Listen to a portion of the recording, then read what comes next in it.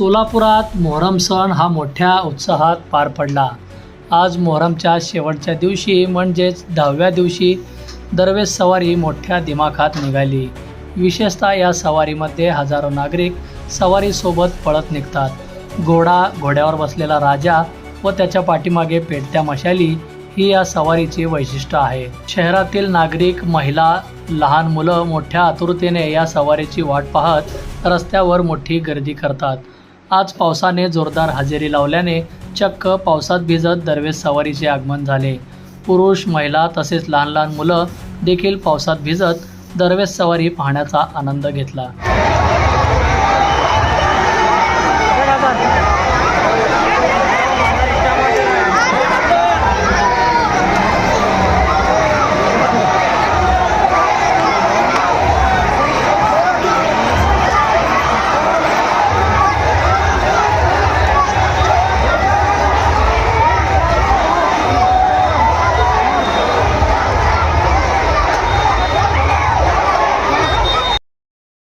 बंधुप्रेम news चॅनलला like, subscribe व bell icon दाबायला विसरू नका। धन्यवाद।